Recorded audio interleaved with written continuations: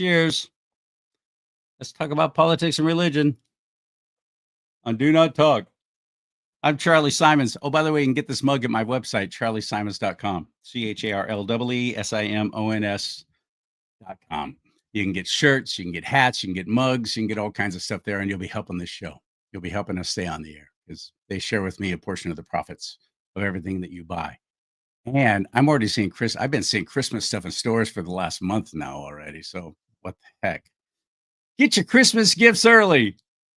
Look at that. This is a nice big 15-ounce mug, by the way. And I love big mugs. I cannot lie. The other brothers can't deny. We're talking about a very serious thing today on Do Not Talk.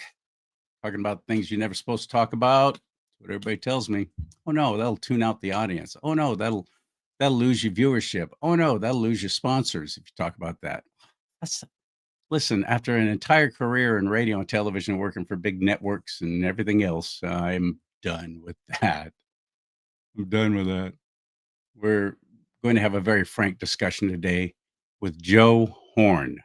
Joe Ardis, A-R-D-I-S, Joe Ardis Horn is an author, a creator, a producer, a commentator, and a strong believer and follower of Christ Jesus. I just prayed with the man before we even went on the air and started this show. So I pray the same for you, that you will receive what we're about to talk about, because it's very serious. It can get very dark. It's a very scary thing. We don't even want to know that it's going on. It's one of those things literally that is so overwhelming that we just put our hands over our ears. We go, la, la, la, la, I don't want to hear it. I don't want to hear it. But we have to hear it. We have to hear it. We have to hear it. I'm going to tell you right up front that YouTube, most likely, we're live on YouTube right now, also on Twitch TV and LinkedIn, and on my friend Patriot Mike Cook's Facebook page, and on both his YouTube channel and my YouTube channel. And I'll tell you right now that YouTube most likely will delete this. So if you're watching on YouTube, fantastic. While you're there, subscribe to that channel, would you please? My subscribers on YouTube is dismally low.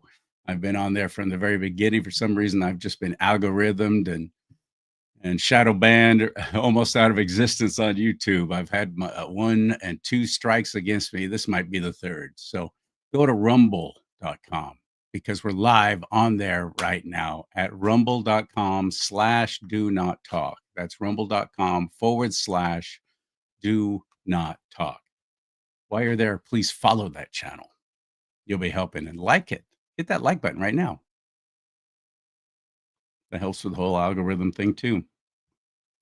I'm no tech genius. I've just had to learn as I go along. And I learn a lot of things as I go along too. I'm just a good old boy from Bakersfield. I didn't grow up knowing all this stuff and talking about this kind of stuff. So I have guests on who do. They do know it. They do talk about it. And what that topic is. And I pray that this will not be a tune out for you. I pray that you will not only watch this, but you'll share it with others, because it's so vitally important that we take a stand against it. And I'm talking about child sex trafficking. Watch this. Is taken away to be booked with attempting to have sex with a minor. He's potentially facing 8 years in jail, plus a $10,000 fine, and an average lawyer fee of $175,000. He'll be a marked man for the rest of his life, registered as a sex offender. The fact is, he was guilty of this crime before he even got to the house. But V4CR operators and the police gave the perp plenty of opportunity to fully express his intent to have sex with a minor by letting this sting play out. Statistically, we're learning that each child predator harms an average of 70 children each. Some of them, it's hundreds of children, because they've worked themselves again into positions of authority and access, and some of them sadly never get caught.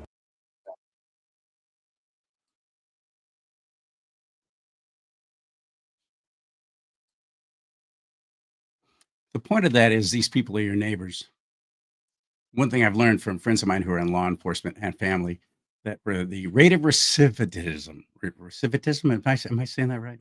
In other words, they commit the crime again, even after they get out, is almost 100% when it comes to child molestation. It's a demonic thing. It drives them, it powers them, it consumes them, just like a demon, because it is. It's demonic. One of the great American treasures was taken away from us last month, and that is this man right here, talking about this very thing that we are going to be talking about today. Would a pastor be in error if he did not speak against slavery in this country? Say, of course. Would a pastor be in error if a pastor did not speak about how kids are being sold into sex slavery? Well, newsflash, there are more people being sold in slavery in this country right now on the southern border than any time in the last couple hundred years, and the church is silent. There are 320,000 kids that we know of that have gone missing, many of whom are now teenage prostitutes and sex slaves for the cartel in the interior of the United States. But the church is silent.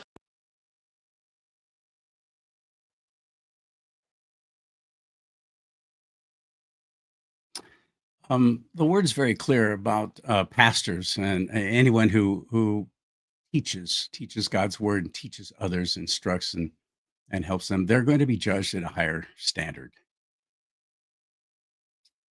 And the ones that are staying silent on all of this and not talking about it at all, I do believe they're going to have to answer for that. So let's get even deeper into the topic here. Watch this interview. Reporting is that the federal government is using taxpayer money to facilitate the end of the trip for the human traffickers. Yeah, I mean, it's nothing less than taxpayer-funded child slavery. Nothing less. Deborah White is a federal whistleblower. In 2021, she took an emergency assignment helping process the masses of unaccompanied immigrant children flooding illegally into the U.S. as President Biden took office and the border crisis exploded. Where is the protection to make sure that you are not, as a federal agency, facilitating the trafficking of the child into the hands of somebody who's mistreating them or even a pedophile ring? And that's the crux of the matter, is that we didn't have that ability.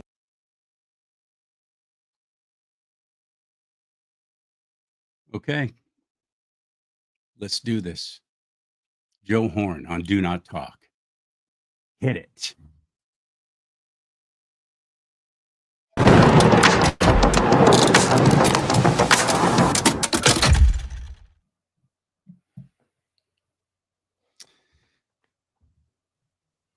Hello, my friend. Thanks for being on the show. I appreciate it more than you know.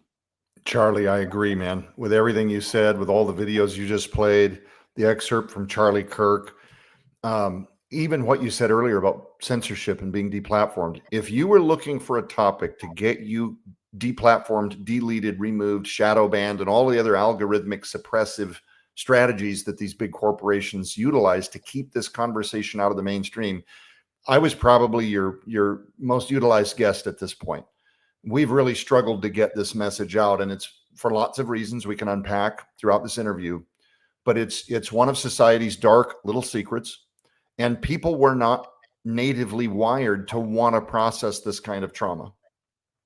No normal, decent human, Charlie, wants to unpack what these children are going through, and that's normal. The unfortunate side effect of it is it's what Lucifer is banking on. He is banking on your silence. You're right. Because silence and inaction is action. It's to do nothing. It's to enable. It's to allow.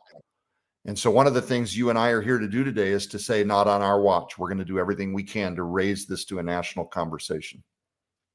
I'm so glad. And on Skywatch TV, and that's your platform. You're the CEO of Skywatch TV, and good job on that. We'll talk about that more later. You openly explore these things in such a way that you cannot be shut down, cannot be shut up.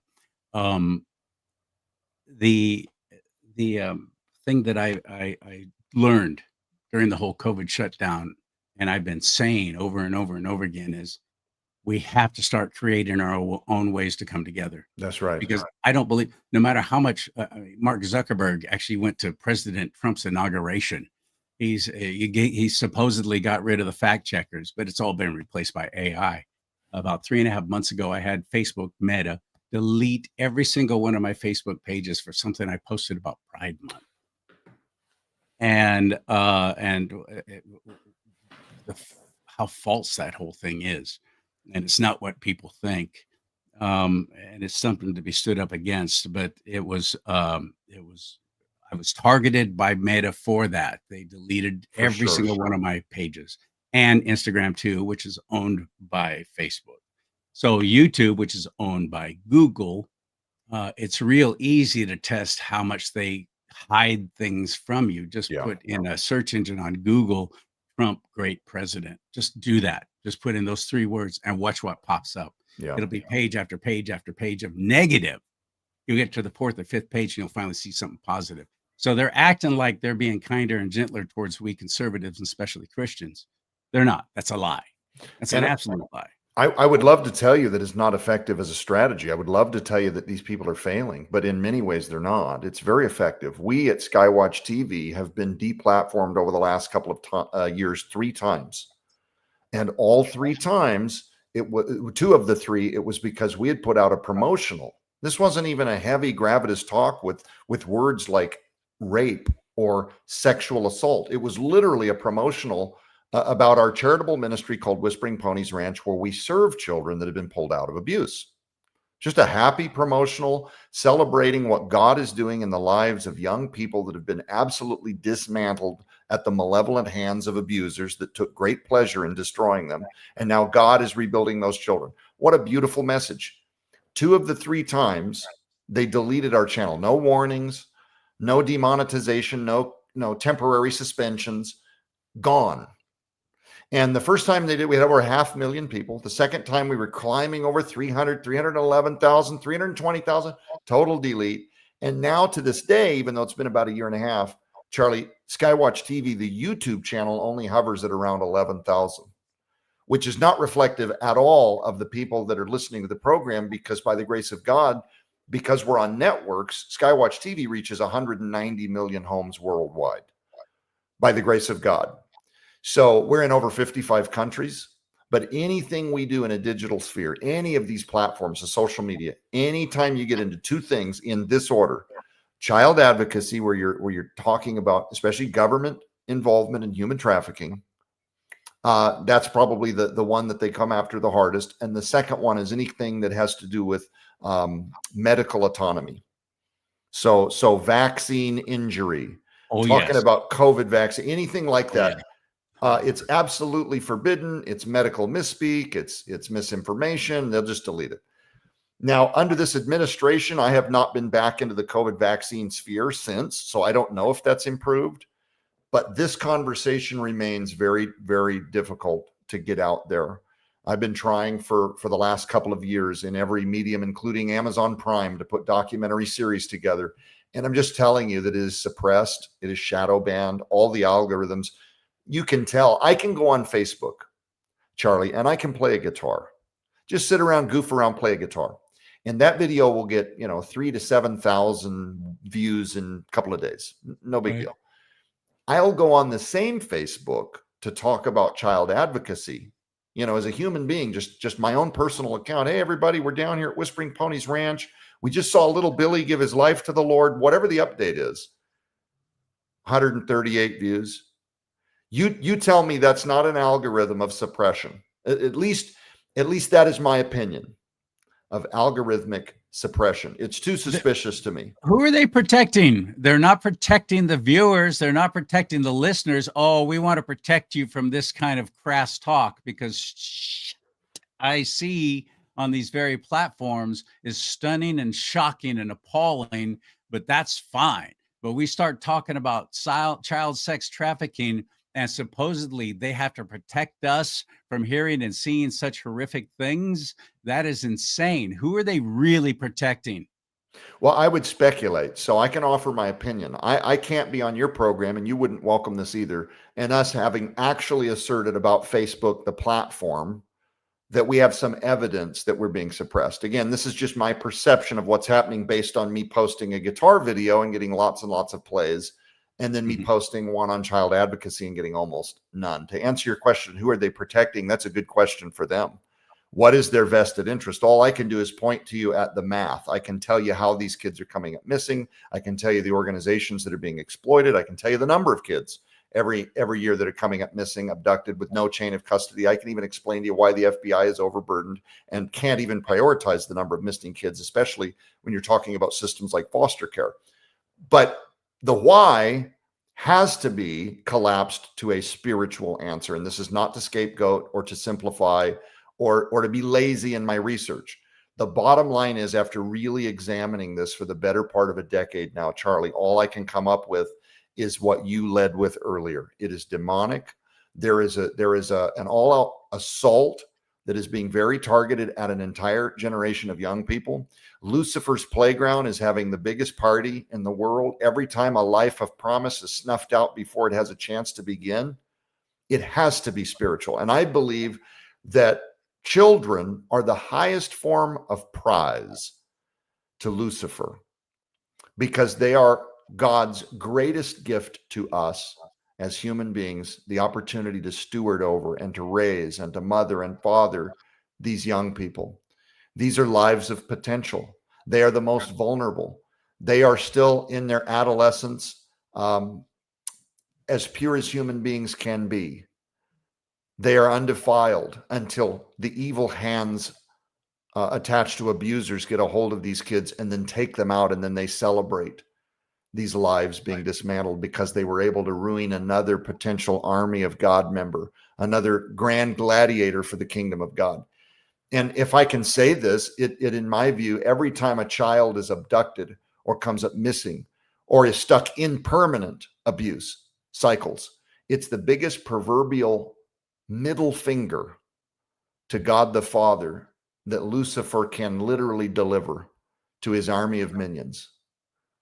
They're the grandest trophy to be treasured and savored. Jesus shared his strongest condemnation against anyone who causes any of his children to stumble. It would be better for him. And this one of the first things I got banned from YouTube, or excuse me, Facebook, was when I just posted this scripture and talked about it. And you'll find it in Luke and John, if I remember right. And that is, if anyone causes these young ones to stumble, it would be better for him to have a heavy millstone tied around his neck and to be cast into the sea. He did not say it would be better if they did it to themselves. He said it would be better if it was done to them. Matthew, then what's going to happen to them once we leave this earth? Matthew 18:6. Yes. Matthew and Matthew Luke. 18. Yes. Yeah. Yep. No, very, lots of very clear on that. So, and it's also very, very clear to me, the war against anyone who speaks out boldly about child sex trafficking and the way that I have been treated. And now I've heard you've been treated as well every time you talk about this. It's my friend Troy Brewer. I mean, it's literally anyone that is my good friend Troy Brewer. You know, he goes and he actually rescues children out of, containment tankers that are being shipped in and out of the country. Like, this guy is for real. And it's the same thing. He's had guns held to the back of his head via cartels. It's anybody that has done anything at all for the children. It's like Lucifer does not want his supply of victims cut off or tinkered with. And the spiritual warfare that you get confronted by. This is why when we prayed for the show, Lord, help our technology to work. I mean, it's literally the whispers and the venomous attacks of Satan and all of his crummy little minion losers come out in full force anytime you try to do anything to stand in the gap for these kids. And the deal is, without someone championing for them, they themselves are voiceless. Oh, yeah. They're the only true victims. The only true victims, as far as I'm concerned. People always want to be victims, and they don't like my response, which is there's always something you could have done to make sure that didn't happen, or a way that you could have stopped it. You just haven't explored it. The only true victims are children and animals, because they can't fight back. They don't know what to do. They don't know, and they're easily swayed, unfortunately, too. I mean, lives are stolen and robbed of children in schools where they're being taught, oh no, God wasn't right when he made you a boy. You're really a girl. We know better. It is all about child sacrifice, isn't it? Ultimately, it comes down to that. You are so on top of this. Charlie. Usually when somebody just asks me generically, what is this Luciferian war that you assert is taking place? Because I say that a lot as an opener, there's an all-out Luciferian war that's coming for our children. Mm-hmm. But when I start to unpack kind of the drive-by bullet point version of what that Luciferian war looks like, it includes gender confusion on purpose in our places of academia, targeted at children under the guise of healthy sex education. Educators are trained in how to talk your children through identifying whether they feel as though, not biologically or scientifically backed, feel as though they should explore being a boy or a girl. And, spirituality, it's like a choose your own adventure book. Do you remember those? Remember those? You would read part of a chapter and then you could choose whether you want to go this way or that way. Life becomes a choose your own adventure. Reality is not based in fact or science or scripture. It's based in feelings and thoughts and desires. And where do most of our desires come from? Especially if we turn our minds over to serving the flesh, they all become progressively Luciferian, selfish. We dehumanize others. This is a whole segue into pornography and some astonishing things that we could talk about, how the porn industry fuels the demand for paid for sex with victims, in particularly children. And then we could even back up into the church. The church, you mentioned at the open, that not enough people are rising up. What if I told you it was worse than just our clergy not rising up, but actually participating in these industries, even if done in ignorance, a part of what is fueling the demand for paid for abuse from victims? And by the way, all of the receipts, if somebody's wondering where the porn industry goes, or whether you can harbor it as a secret sin, but still pastor your church and be, mostly okay. All of the receipts are in this book, Innocence Shattered, Dismantling the Insidious War Against Our Children. Oh, that's beautiful. There's a framework in this book that becomes a series of irrefutable facts based on real life information that's been aggregated from neutral sources. This is not me as a Christian cherry picking bits of information. It's an irrefutable fact that trafficking in part is a side effect of a serious demand for victims. And people get there because they get bored out of their minds with what they can self-titillate via a screen, because the sin in and of itself is progressive. So I don't know where you want to go next, but I can hear. Actually, I do. Okay. That is the lowest level as far as I'm concerned. It's all very destructive and horrible, and all ultimately child sacrifice. Molech, Baal. That's Molech and Baal. Yeah, exactly. That is part of the thing demanded by the devil himself, like you said, robbing an innocent from ever letting them become what the good Lord intended them to be. That's right. And the more including abortion. But that's not where I wanted to go with this. I wanted to go with higher ups. These are Hollywood types. These are mega wealthy people who are desiring to stay young, to look young, to be stronger and better and last longer, and they have. It's not a new thing. It's new to us because we didn't even know about adrenochrome. Adrenochrome is probably the most addictive drug of all, and it's made from the blood of human beings, and they get an even more significant high based on how afraid and scared and in pain that child was when they drew out the blood, because of all the adrenaline that is in the blood that these pigs are drinking for their own benefit. Oh, Charlie, that's crazy. Nobody really does that. You agree, Joe? Am I crazy? Does nobody really do that? What I would say is I don't think you're crazy, and I will say that I have my personal beliefs. One of the things that I've tried to corroborate, so that when I do programs like this, if that particular question comes up, I'll have a broader answer based on facts. It is very difficult, but there's a second part of this answer. It is very difficult to find what I call receipts. To me, receipts are corroborated stories where law enforcement weighed in, you had eyes on the ground, or you have science to back something. If it's a healthcare decision, if there's video surveillance or evidence of, or multiple people that were subpoenaed, and out of 53 of them said the same thing. There's a body of evidence where you can then make a more informed decision. With adrenochrome in particular, I find it is very difficult, likely, and this is just Joe Horn talking here, likely because of the purposed sanitization of what facts would have been available. And also the number of bodies that are now in bags that maybe had some of those receipts that were never permitted to speak out loud or openly. Does that make sense? So Joe Horn, the human, believes that there's a lot of validity to what you're suggesting. I wish that there was a broader body of evidence that we could bring forth into the light so that more people could be persuaded. But if you just look at what we do have absolute irrefutable evidence of, it is still an absolute Luciferian assault on our young people. Does that make sense? Like adrenochrome might be one brand. One brand. There's 1,000 other brands that we don't have to wait on in terms of more corroboration or more evidence to be produced so that then we can make an informed decision. Does that make sense? Mm-hmm. So there's what I believe privately, and then there's what I'm willing to assert without hesitation whatsoever on a program like this.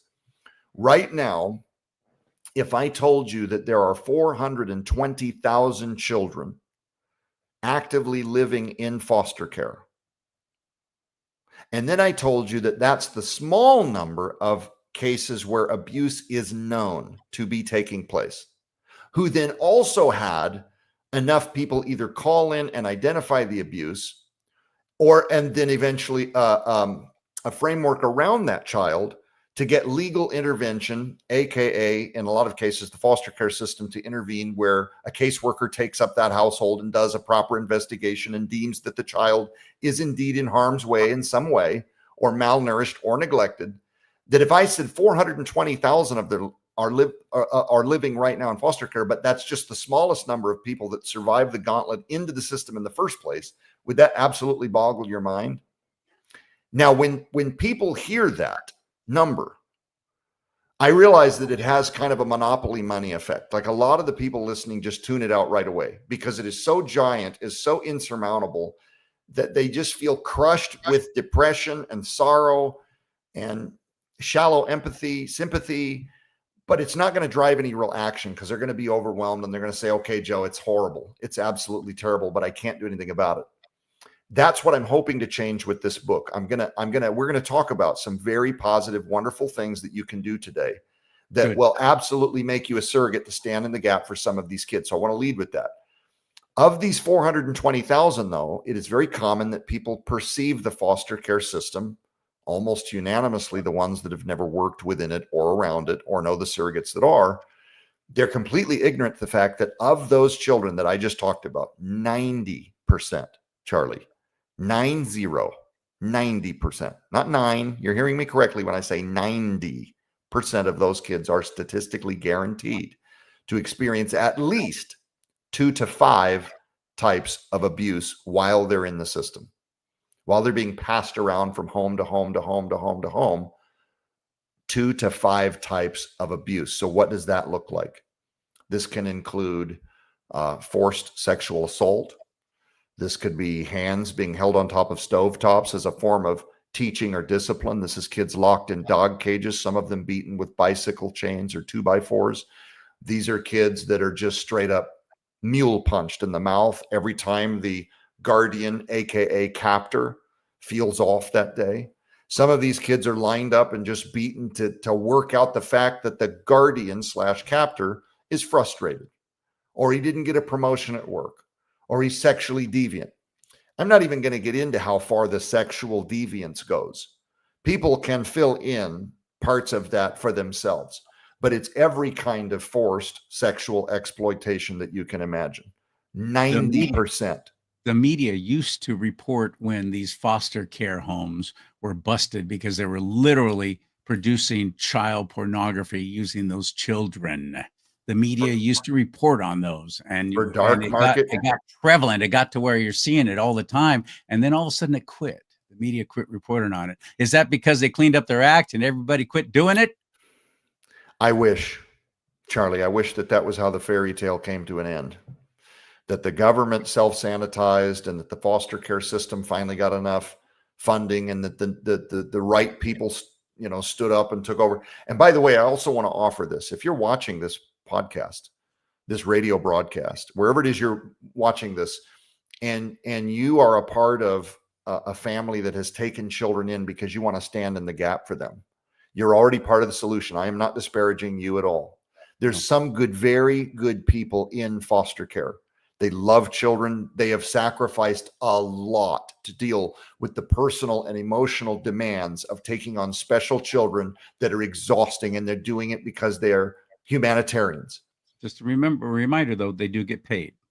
Well, They do get paid for it. but like with doctors, I often believe, no, I do. I know they get compensated, but like doctors or anything else, a pastor that gets a salary for the month, whatever. Not everybody that gets into these things is doing it just for the money. It's like Of course. So I want to give props to those hardworking people that are out there killing themselves because they want to do something for the kingdom. And this is a very demanding, high tax, emotionally tax. Thank the Lord for them. Frequency and framework to do ministry. And so I'm very grateful for that. However, the foster care system in and of itself is so overburdened, Charlie. It is so ill-equipped to deal with the number of kids that they are getting. There are lots of blind spots. This is where it's very easy for children to be classified as runaway and just come up missing. With no chain, they disappear. No chain of custody, nobody looking for them. Mostly classified as runaway. Groomers and traffickers are looking specifically for foster children because they have a number of attributes that make them very desirable. These are kids that have a track record of depression, suicidal thoughts. They prey on the troubled and the weak. Yeah. Because they don't have urgent defenders, mothers and fathers that have told them or affirmed them that they have value. No, they're looking for weak, scared people that have a history of running away or have a history of suicidal thoughts, or that would be willing to be seduced or lured into sugar daddy type situations right out of the public school system and eventually come up missing, forced into forced prostitution. These kids are high prime target. I have some statistics here. Charlie Kirk is very accurate when he says, I don't remember exactly what he said, but it's about an average. And this, by the way, is coming from the National Center for Missing and Exploited Children, the Polaris Project, Shared Hope International. These are some of the smartest aggregators of information that we even have. And by the way, what they're pointing at are only estimates based on what they can find. And they all assert in their own language that it's probably much worse than just the data that we have. And they still have a conglomerate of an estimated, put together, 300,000 children annually in sex trafficking in total. Government source estimates, the national hotline data, this goes on. And these are recent numbers, 2023 and more recently. They put it at an average of about 11 to 12 foster care children per day being forced into prostitution under the guise of runaway or missing children. I just said 11 to 12 per day. That is their best aggregate guesstimate based on what they know is happening with these children forced into trafficking, forced prostitution, labor camps, stuff that you see in movies is happening right here on American soil every single day. Some of these people go up to 55 per day. These are very conservative, very, very conservative guesstimates, estimations based on what data they do have. So many missing people, the evidence is difficult. So much goes unreported. You have HIPAA laws. You're not allowed to properly ask about, their medical well-being or whether they were being medicated at the time of their departure. It is a gauntlet. The spider webs go on and on and on. And it's one of the reasons I had to explain it all in this book, not to continuously bring it up on the screen, but I just... No, if you didn't, I would. Innocent Shattered by Ardis Horn. For somebody that might be looking at it, yeah, then they at least know what the cover looks like. But, these kids, they are living in a real life nightmare. And once in the foster care system, 50%, Charlie, of these kids will never see a known face or a loved one ever again. So some of them will end up placed with Uncle Dave or, Susan, the aunt, or maybe mother goes through rehab and it's been a couple of years and now she's able to hold down a job. And so eventually with enough, hurdles, life tests, they will qualify her as a worthy surrogate to be a guardian or a custodian once again of a child. But 50% of them will never see loved ones again. So imagine you're hiding under the bed from real life monsters that live just down the hallway. And the only constant that you have ever known is your sibling, your little brother, your little sister, your big brother. As you hide under the bed from real life monsters, and you're hoping that they pass out from drug overdose, or they get so busy with something else they just don't handle you that day. That's a great day when maybe you're only not fed, but at least you're not assaulted once again. And now one day you're a little child, you see people in blue that mean very well. They're there to salvage you, bust through the door, or during an investigation, a Q&A, you're discovered. They determine through child services that you're an abuse victim, and now they're pulling you out of that house. Well, because the system is overburdened and child placement for multiple siblings is very difficult, you're placed in a home and you never see the only human that you've ever known as a constant. This is the kind of stuff that adults, brother, have PTSD over. You've got people coming home from military service with PTSD comparable to that of what, and sometimes not as bad as some of these little children that are 4, 5, 6, 7, 8 years old are dealing with, going through. We put a series out last year called Rescue Us. It's a 6-part television series. We put it out through Defender Investigative Films. It came out in December of last year. And if anybody's curious and wants to see that series, it's available right now on Amazon Prime. You can go stream it if you want to. It's also available at Skywatch TV, store.com. You can buy the DVD if you wish. Big six-part box set for the whole thing. But we put it out last year, and what was I saying right before that? There was a reason I brought that up. You were talking about a child scared and in a foster home where they're being abused, and law enforcement shows up. Samantha Orr is in that series. Her name is Samantha Orr. She sat down with me for almost 4 hours during the production of that series, Charlie.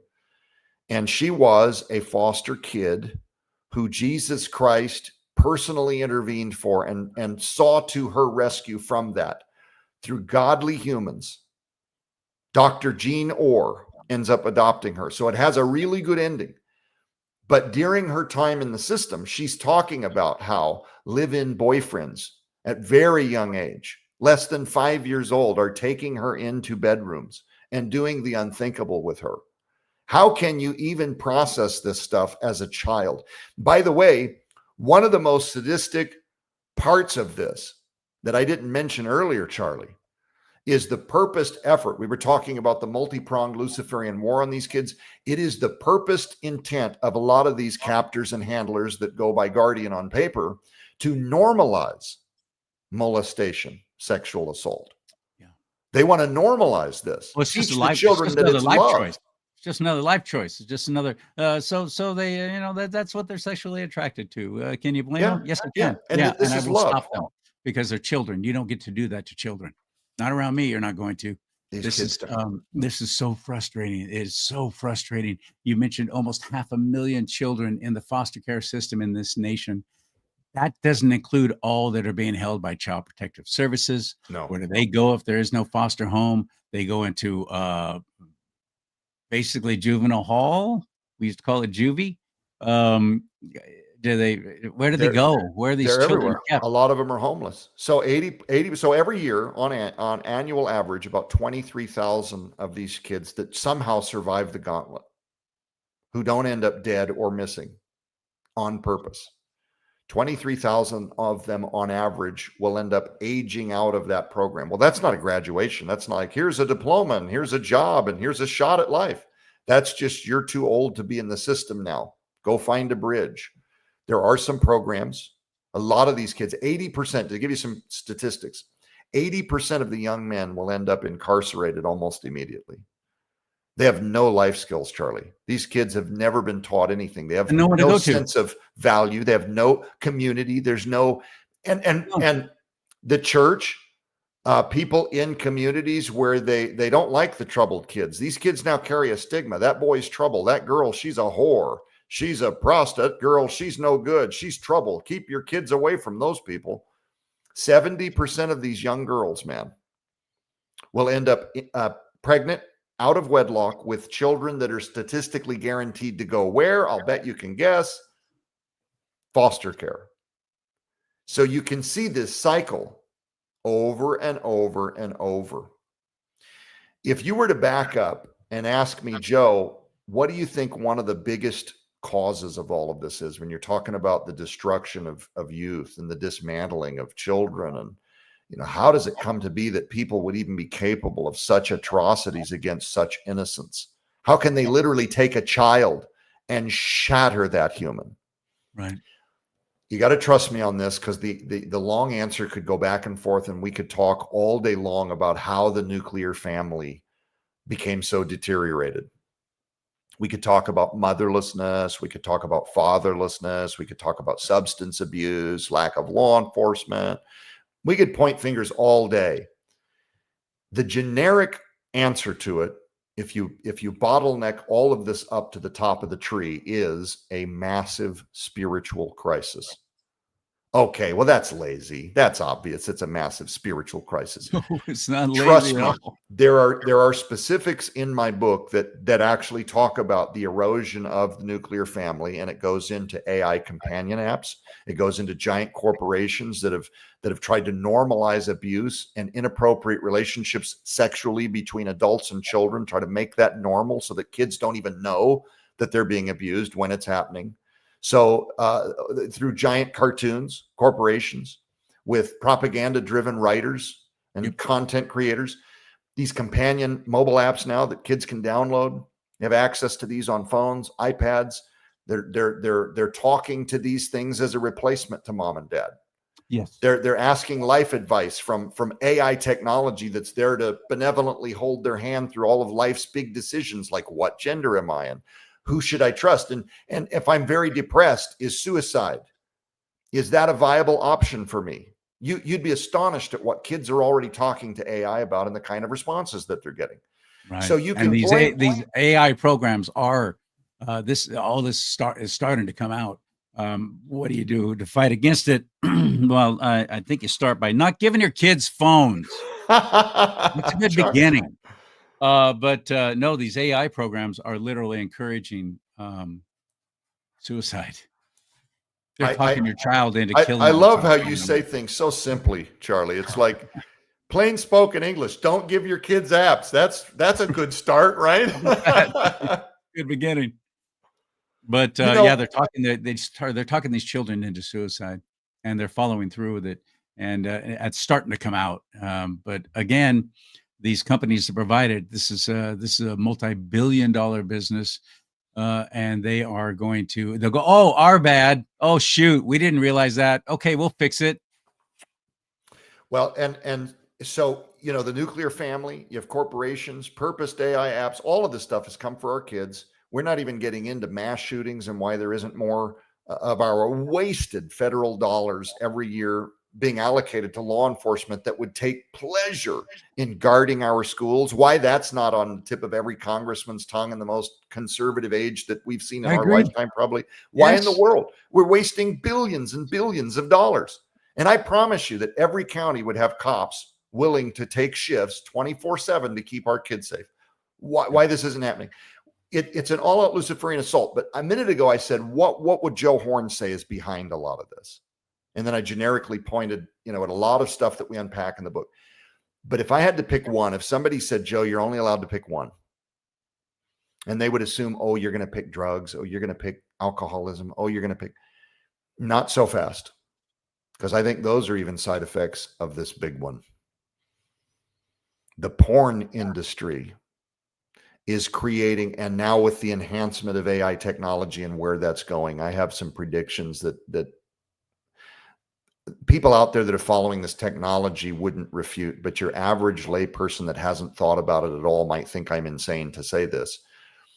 But I could almost guarantee you that in less than a decade, there will be those out there advocating, it might be sooner, advocating for it to be, and they'll use every amendment in the Constitution to try to legalize this and build legal frameworks for why this would be okay. But they're going to try to legalize AI adaptation to every kind of fantasy that a human can construct, including children. And they'll even argue that it is not illegal to create AI or artificial porn with the involvement of children, because these are not real children.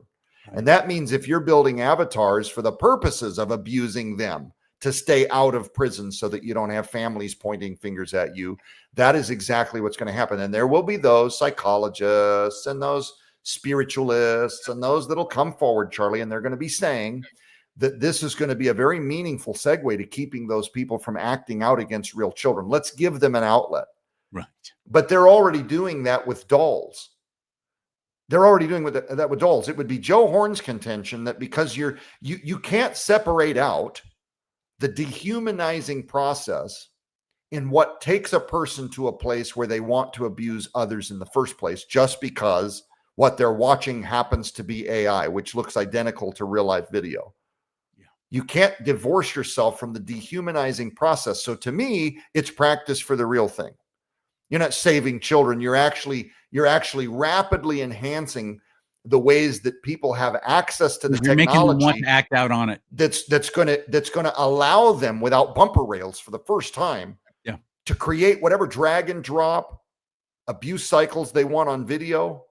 I'm not going to be any more specific than that, but the technology, there's apps. I don't want to give people ideas that already exist where you can take people of age, not children yet, where you can drag and drop and custom tailor build any kind of, they're even so I have this routine where I'll listen to podcasts while I shower, and it's a way to pass the time. And because I do a lot, I've noticed with a lot of this child advocacy for the last 8 weeks, I've done a ton of these interviews talking about abuse and children, whatever.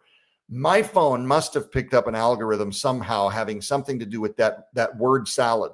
And so I'm in the shower, and one of the things that popped up was this stupid ad. And it's, oh, do you want an AI avatar? Now you can drag and drop even your own photographs, blah, blah, blah, and tailor make any girlfriend you want, blah, blah, blah. Your wife doesn't have to know, blah, blah, blah. So I reach out and I dry my hand with a towel and I hit the skip button. But it was like in my proxy, my mobile device is hearing me do all these radio shows on Innocent Shattered and the Rescue Us series.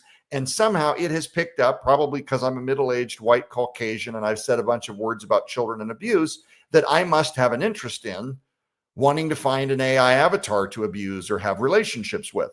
So my point is, this stuff is being targeted, man.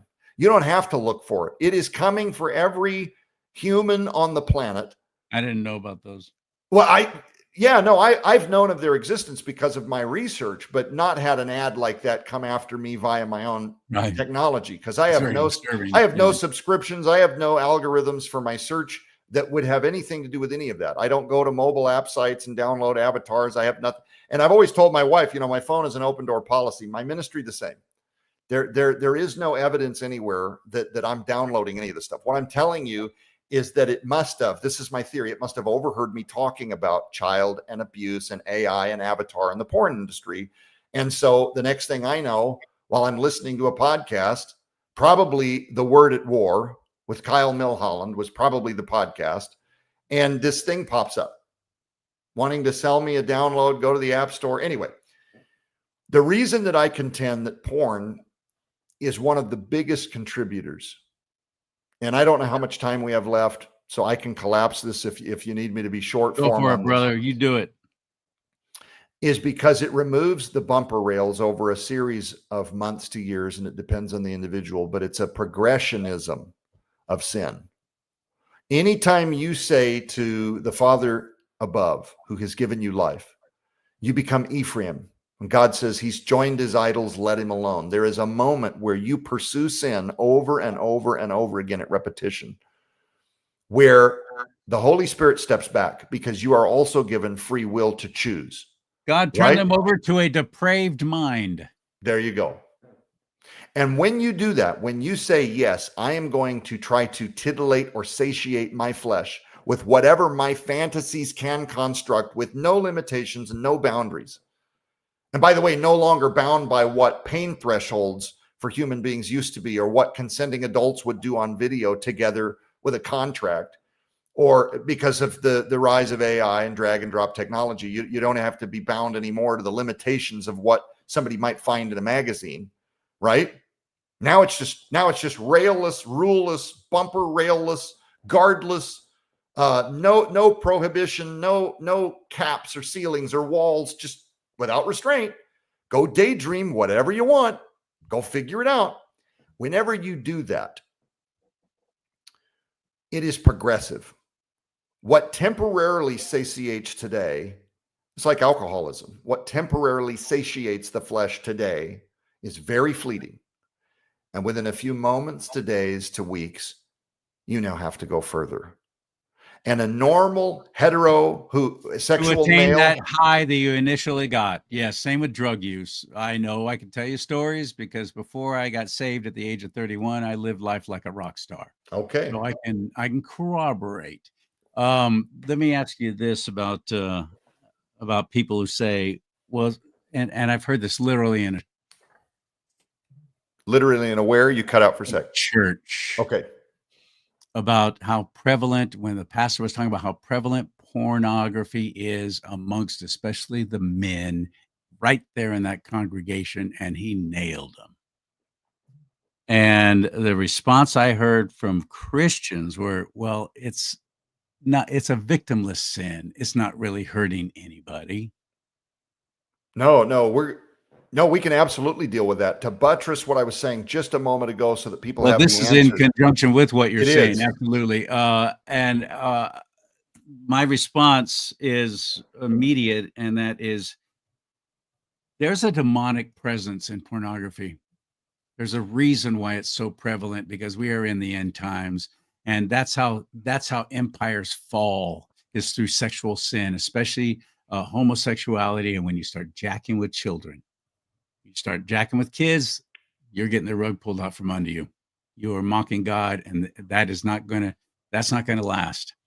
It is not a victimless sin, because you are inviting that demonic presence into your home. That's right.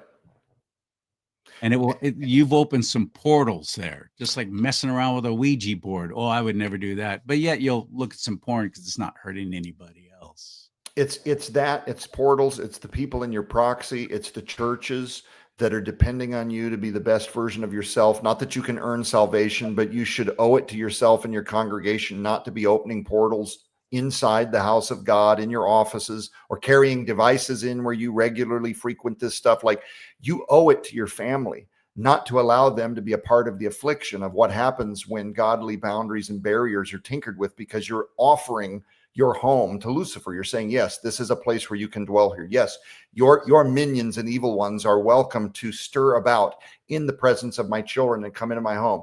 You're the head of your household. If we're speaking to the men, you're the head of your household. But people might still be wondering, Charlie, but how is all that possible? You said a minute ago that porn somehow drives the trafficking industry. Well, it's all in the book, Innocent Shattered, but very generically, so that people catch on to this, because this is very easy to understand. When you satiate and titillate, and you go through this bumperless, boundaryless thing that we've described with progressing through what no longer satisfies, my contestation is that you become a monster. It is absolutely my contestation that you become a monster. And the people that say, to your point, well, now, you can watch porn for years and years, and I never wanted to murder anybody or take anyone's life or sexually assault them. I would say that it's probably that this individual is getting very good at masking who they're becoming, because you can't sell me on the idea that when you remove godly restraint and then pursue whatever your daydreams can titillate or construct that you're fantasizing about in this never-ending progression, that it doesn't eventually become a cycle of abuse and dominance and evil power dynamics, because that's what Lucifer prioritizes. What makes you think that your own flesh won't desire a progressive, slippery slope toward darker and darker and darker things. Jesus Christ gives life. He heals, he restores, he renews. What is the alternate counterfeit to that? What is the opposite 180 of that? It's life taking, it's control, it's decimation, it's disease, it's turmoil, it's depression, it's blocking you from your calling. Does that make sense? So what in the world? You can't sell me. Don't let's dwell on that just for a quick second. It blocks you from your calling. Yes. That is beautiful, Joe. That is beautiful. It blocks you from your calling. And you can parody your calling. You can go through motions that look like you're in ministry. But let's not forget Matthew. When God separates the sheep from the goats, he uses this analogy of separating the sheep from the goats. And he says, I was hungry and you gave me meat. I was thirsty and you gave me drink. I was in prison and you came and you visited me there. We find out he's talking about the orphans, the widows, those downtrodden, those less fortunate, those that can't do for themselves, that need a voice, that need a hand, that need help. And he says, enter in. Those of you that are good and faithful, you are my children. And then he turns to the wicked. And of course, now he's using the analogy of the goats. And he says, when I was sick and in prison, you did not visit me. When I was hungry, you gave me nothing to eat. I was naked and you did not clothe me. What does he say? Depart from me. You evildoers of iniquity, depart from me.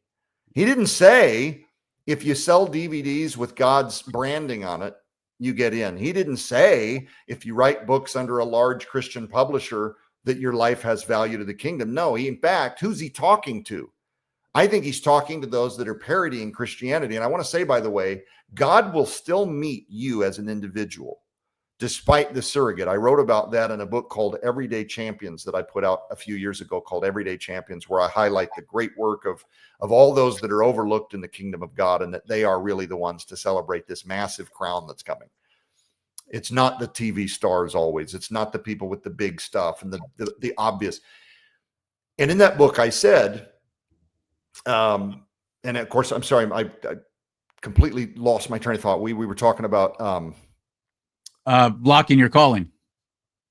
Blocking. Yeah, I was going to say something else. I'm sorry, Charlie. I was on a train of thought. Right. Yeah, you're okay. I'm sorry too. No, it's okay. Do you remember what I was saying? Oh, sure. Yeah, that's what started it, was blocking your calling and publishing books and doing all this kind of stuff. But if you're not walking, that's what it was. I'm sorry. I'm sorry for those live that had to see me totally forget my thoughts there. What I was going to say is, because I wrote, you know what that makes you? Human. Yeah. Well, I get so confession. I was told at a very young age that I had ADHD, OCD, all the things, and my mom, to her credit, you and I probably alike, right? My mom, to her credit, refused to do any of the medications and stuff, and just thought, no, he's just a clever boy. He's interesting. He's unique. He'll sort it out. And I'm so thankful for a lot of medical reasons we discovered later in life with my liver and methylation issues and stuff. It would probably have killed me. But I'm very easily distracted. So my staff know that they're not to walk down the hall or be talk like. And I looked over at my book and lost my train of thought. But getting back to my point that I wrote about in the book, Everyday Champions. Okay. If you are attending a church, what I don't want you to hear me say is that because of your pastor hiding this dark sin, that God won't speak to you, or that he won't heal you, or that he won't talk to you.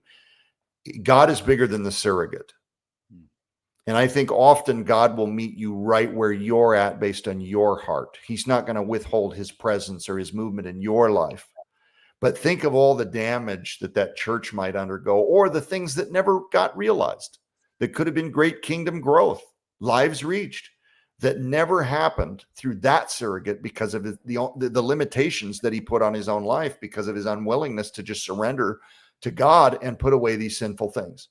So getting back to how all of this merges with human trafficking, people that are on this course of progressive sin, and they've walked over boundaries, and now what used to satiate has gone to very dark places. There's a point, Charlie, where they're not going to watch screens anymore. They're not going to interact with an iPad anymore. They have got to do something. They are starting to lose the fear of consequence is how hard they want to do something to someone else. They want to control. They want to hear the wails of suffering. They want to be a powerful, dominant human over now what has not become somebody's daughter or a sister, or it's a plaything. You've This is become a soulless monster, and you have become a monster. You've become a monster. Yeah. Pornography enables dark web and illegal content. And by the way, a lot of times what people are clicking on that they think is two consensual adults that have signed up for this lifestyle because of the glitz or the glam or the money or the whatever. A lot of what people are seeing on video is actually forced sexual assault from people now that can't escape. Yes. And so you have no idea when you're clicking on stuff who's actually screaming in terror or in agony, or the ones that are playing the role of an abused human being who like the money. I've And never somehow- seen any of it, but there's a thing called snuff porn. I've never even seen any of it, but I understand it's very prevalent.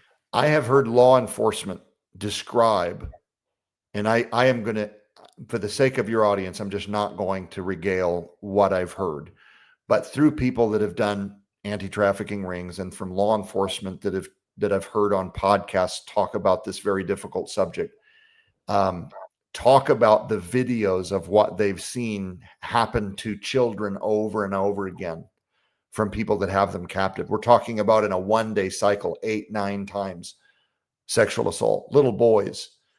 And I still get choked up. There's this one in particular that I don't like giving Lucifer props. I don't like sharing his handiwork. What I want to say is I wouldn't be doing this if I didn't think there was hope. So as dark as this is, and to buttress before we pivot to the hopeful stuff, so that I've made a coherent point, the paid for demand for sex with children is in large part born out of what pornography now fails to do to the humans that started on porn but now have progressed past it, and they have to do something. They become a peeping Tom. They start looking through people's windows. They get bored with that. They putting cameras in restrooms and hotel rooms. Yes. Yeah, I don't even like giving ideas, but I always think of a raptor probing the gate in Jurassic Park to find the weak spots because he's going to get out. Mm-hmm. You know, that's what these people are probing every gate. They're looking for every loophole.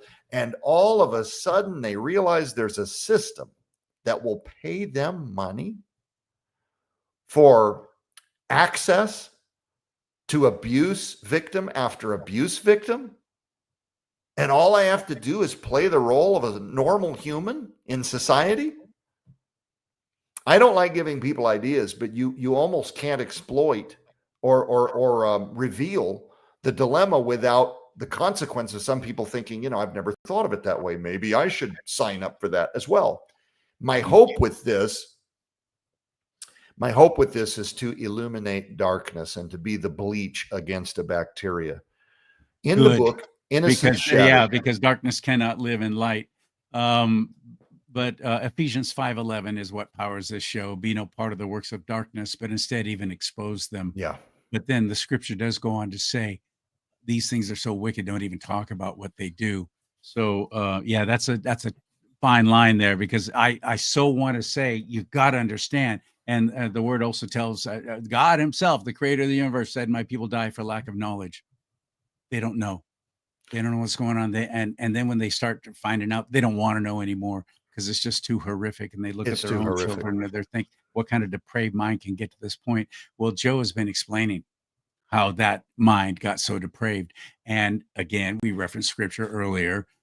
The Lord turns them over to a depraved mind if they continue down this path. Second Chronicles, people use that a lot about my people called by my name will humble themselves and ask for my forgiveness. And they forget this part. Turn away from their sin. You got to eradicate it. You got to get it out. Jesus never said your sins are forgiven. Now go back and get right back to it, because there's some good porn on. He said your sins are forgiven. Now go and sin no more. We keep leaving that part out. Get it out. You've done it. Okay, fine. But come to the self-realization that this is destructive, if not only to me, and it's not just a personal thing. It's not hurting anyone else. Well, it is. because the porn industry is also using and abusing victims. That's right. You're not being utilized fully to your calling. I'll never forget that, Joe. I'm going to remember that. That's beautiful. You're absolutely right. That's what happens. And if people are wondering, can we turn to the church for hope? Maybe. It really depends on your pastor. Because a lot of these pastors are right in it. Well, that's what I was going to say next. And again, I don't know how much time we have left. I can be very quick on this. I wish I had more time. I got another guest coming up at 1 o'clock Pacific time. So I got about 10 minutes. 10 minutes. Let's do it, brother. I'll hit it at a sprint. We'll see what sticks. Okay. The church has a dark secret. They don't want to admit this, and nobody wants to talk about it. Revealed that 57%, that's right, 57% of our senior pastors and 64% of our youth pastors admit that they are currently using porn regularly or have in the past. Shut up. And that is a number. I had no idea those numbers were so high. With an absolute floor of no less than about 20%. And how many of them didn't even answer honestly? Well, see, that's the thing. So I speculate in the book, because of the ministry ending shame that goes along with admitting this, and people's paranoia that people will find out that they've participated in a poll, and 100 other reasons why people wouldn't even sign up to talk about this. These are just the ones that took the poll and decided, or participated in the research and decided to be honest. Less than 1% recommend even telling their congregation, Charlie. Less than 1% even recommend telling their congregation. Only 8% of the same pastor group that took this poll feel that they should have to resign. And yet they continue the shame cycle. This is happening right now in the United States. Only 10% of U.S. Christian churches even offer porn outreach ministries. So what this tells you, and there's more, there's so much data. I just did you the quick bullet point. This research was quite in depth. I gave you just some of the highlight reel. What this tells you is that if you were to picture a room of 100 people, and out of every 10, you figured 2 of them, no less than 2 of them, and more of them, youth pastors, by the way, are secretly hiding porn addiction that is progressive. Do you want your 12 or 14-year-old son or daughter going to youth group knowing that you're kind of spinning the wheel? You're playing Russian roulette, if I can use that analogy. You know, there's 2 in a chamber of 10, and you get 1, and maybe that's the guy or woman that is mentoring your child through all of life's difficult dilemmas and really there for them. We're going to have an overnighter at the youth room, and we're going to, I was a kid, man. I went to those overnight parties at the church, and we're going to do popcorn and stay up all night. But even spiritually guiding some of these humans, knowing they could very well be crushing on or developing an attraction to your children. And now they're going to pray for your children. What's that about? You realize when I say, and I'm going to collapse with this, when I say, and I promise, I got one more point, then I'm going to talk to you about what the appendix at the end of the book does. But when I say that the church in large part is not just not doing much about this, they're actually enabling the very industries where the demand for paid for sex with children is on the rise. That's what every click mathematically contributes to, whether they're doing it in ignorance or not. I don't know how, as a minister of God, I don't know how, if you're worried about being a goat when he separates you from the sheep, I don't know how in the world, Charlie, you can unhear that. So what I want, if you're listening to this program, if I can offer this, if you're a person in ministry, if you're a person that goes to the church, I don't care if you pass the offering plate. What you said at the beginning of this program, Charlie, where you said you think God is going to hold his children, because they're not ignorant to this, to a higher standard. That's what I believe as well. If you're hearing this, what I want you to do, anytime you're tempted to go satiate yourself online, I want you to see a sea of children locked in dog cages, looking back at you, screaming that you stop, emboldening the industry that is in part responsible for why there's a demand that child be in a dog cage, waiting for his or her next abuse cycle to take place. That's And what you're I want you to contributing pitch. financially too, because what a lot of people don't know is even when you click on it, the platforms that they're on pay them for each view. They get paid. Sometimes it's just a penny, 2 pennies, whatever, but it's cumulatively, it's huge money. That's why they're doing it. So you're thinking it's innocent, it's not hurting anybody. You've just financially contributed to it. Yes. I want to end with this, if I may, because I want to be honorable to your next guest and not suck all the oxygen out of the day here. If you're wondering if there's anything specific in this book other than just, oh my gosh, it's going to be awful, it's going to be dark, it's going to be brutal, there's a good portion of this book at the end in an appendix after we've raised all the dilemmas so that you now understand at a spiritual level the forces behind what all this is from all the angles that we could put in our book. There's an appendix designed specifically to now create action. And we did the same thing with our Rescue Us series. The second half of the series is actually what you can do about it. And there's a bunch of fun B-roll of kids giving their lives to the Lord and being rehabilitated. And I talk about some of that in this book as a child advocate. You know, we at Skywatch TV, we underwrite a ministry called Whispering Ponies Ranch, where we do interrupt Satan's plan for these children's life. We do rehabilitation. We do Christ-centered focused programs. Every year we do that because of our donors and our supporters. We get to stand in the gap face to face every year and minister to kids at Whispering Ponies Ranch that are much like the ones we're describing. Some have been pulled out of sex trafficking. Some of them are still wards of the state. Some of them admit their abuse cycles when they get to Whispering Ponies Ranch because it's the first time they've ever felt safe. God allows us to do that ministry. At the end of this book, there's an appendix designed to help you. I don't care if you have money. I don't care if you have resources. I don't care if you're grandma on a pension or you're 22-year-old and you got $16 million. I don't care. I don't care if you go to a local church and you could bring to that church a child-focused outreach ministry and also keep your eyes peeled for signs and symptoms of abuse. It is a book structured to help guide you through a series of thought exercises that help you bring God your version of yes, whatever that looks like based on your skill sets. But there's a place in this fight for every person, every talent list, every skill set list, every background, all of the things. There's a place for you. If you'll just say yes to God, he will show you how you can stand in the gap for a child that needs a voice. Amen. We have way too many sheep. We need more sheepdogs protecting the flock. And less goats. Less goats. A lot less goats. I got to read your book. I have to confess that normally, you know, before you have an author on, you read the book or at least skim through it or something. I didn't. I haven't. That's not your fault. Now I want to. Now I really want to. So where do I find it? You can go on Amazon.com and order a copy today. But also, Charlie, I'll have inventory in a few days. I'll just send you one. Hold it up again. Hold it up. Okay. So we can see what the cover looks like. This is Joe Horn. Joe Ardis, Ardis. Joe Ardis Horn. Innocence Shattered on Amazon. How about a website? Can we purchase it through there or click on a link? I'd rather have you promote. You can. If you want to support Skywatch TV, you can go to skywatchtvstore.com. We're running an offer right now, actually, where you can get the book and the Rescue Us series, I think, for a donation of $55. And that's $100 box set of DVDs that, you know, so it's kind of like get that half off plus the book. But it all goes to support the Skywatch TV ministry, which is a non-for-profit 501c3. And there you have it. I love it. I'm so glad I met you. It's not an accident that you got on my radar, and that's a God thing, absolutely.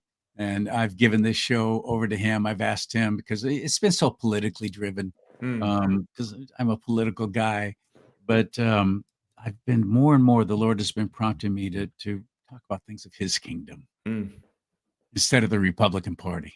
He's talking about things that are far more important, that are the ultimate in importance, and that's God's kingdom. His will be done on earth as it is in heaven. It's a pleasure meeting you. Thank you, sir, for the time. I'll have you on again real soon. In fact, I want to introduce you to a pastor in my area of Northern California, Dave Bryan at Church of Glad Tidings. He has raised enough money to purchase a women's low minimum security prison that has sat vacant for years due to California ineptness. And there's the political side of me. They're purchasing it. Now they're going to refurbish it, and they're going to house and rescue and give a home to these children who have been rescued from sex trafficking that otherwise would go into the foster care system that you described. I the would Child love to meet. Protective Services and all that. So I'd love to hear you two work together, especially talking about what he's doing and what you're doing with your ranch. I would love to know what he's up to. I would please shoot us an Okay. email and introduce us. All right. I'll make it happen. We'll do a show. All right, my friend. Thank you Okay, again. Charlie, Talk to you thank real you. soon. Thank May you. God bless you and keep you. Thank you. Bye-bye. I hate to give you a pitch to help this show stay on the air financially, but I feel compelled to tell you about a hat that I have at my website. You can purchase it at charliesimons.com, and it says, "Make pedophiles scared again." Do I want them to go into the closet? No. Yeah, if that's what it takes for right now to stop abusing children. But no, I ultimately want them to be rehabilitated. And as I talked at the very beginning, recidivism, that rate is very, very high. They usually, even if they do get incarcerated, they go right back out and they do it again, sexually abusing children. It's because it's a demonic thing. It's a demonic thing. So not be acting out on their urges now, immediately. There's some other things on my website too that I think you'll appreciate. You'll get a kick out of one shirt in particular. Look it up. charliesimons.com, charliesimons.com. May God bless you and keep you. May God bless America. But most importantly, America bless God.